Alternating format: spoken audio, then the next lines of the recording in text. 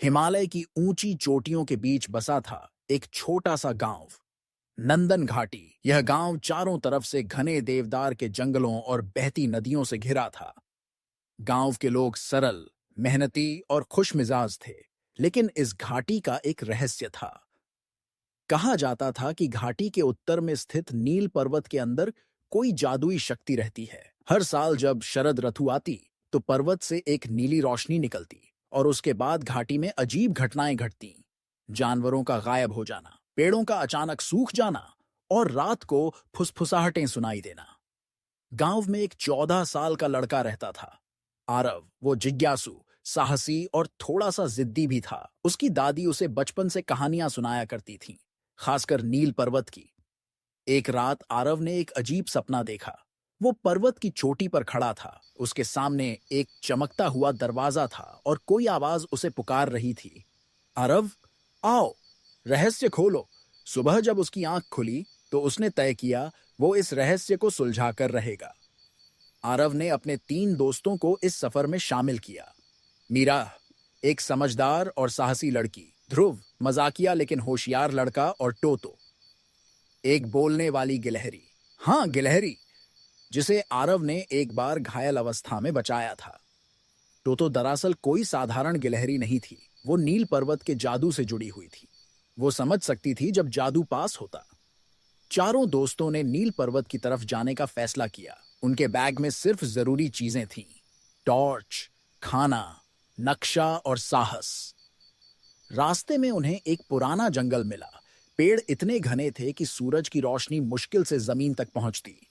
पत्तों के बीच से आवाजें आती, कोई हंसी, कोई फुसफुसाहट। मीरा बोली, मुझे लगता है कोई हमें देख रहा है।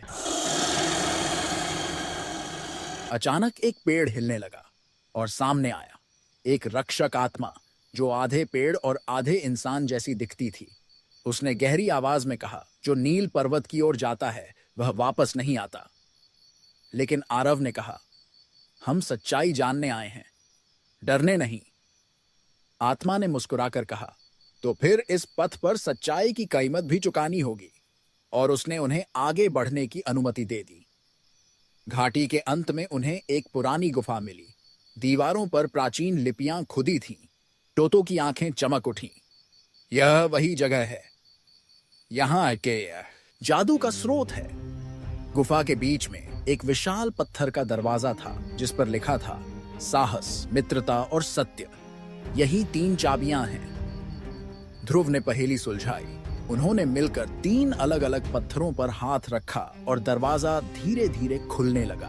अंदर एक विशाल क्रिस्टल चमक रहा था, नीले रंग का, और उसके भीतर जैसे कोई आत्मा बसी थी। अचानक गुफा में कंपन हुआ। वो आत्मा बाहर आई। वो थी नील देवी, घाटी की रक्षक। उसने कहा, सदियों पहले मैं इस घाटी की रक्षा के लिए यहाँ बंध गई थी, लेकिन लोभियों ने मेरी शक्ति को पाने की कोशिश की और तब से यह भूमि श्रापित हो गई। आरव ने कहा, हम आपको मुक्त करने आए हैं। नील देवी ने मुस्कुराकर कहा, मुक्ति तभी मिलेगी जब तुम अपनी सबसे बड़ी कमजोरी का सामना करोगे। आरव के सामने उसका डर जीवित हो उठा। उसके पिता का खो जाना, असफलता का डर, अकेलेपन का भय। उसने आंखें बंद की, गहरी सांस ली और कहा, मैं डरता हूं, लेकिन हार नहीं मानूंगा। और तभी क्रिस्टल की रोशनी तेज हुई। नील देवी मुक्त हो गई। अगली सुबह जब सूरज निकला, घाटी पहले से कहीं ज्यादा सुंदर थी। पेड़ हरे हो गए, नदी का पानी नीला चमकने लगा और गांव में फिर से जीवन लौट आया। आरव और उसके दोस्तों को नायक की तरह सम्मान मिला, लेकिन वे जानते थे उन्होंने जो पाया वो सिर्फ रहस्य नहीं था, वो था साहस, एकता और विश्वास की ताकत। तो पेड़ पर चढ़कर बोला, लगता है अब अगला रहस्य ढूंढना होगा।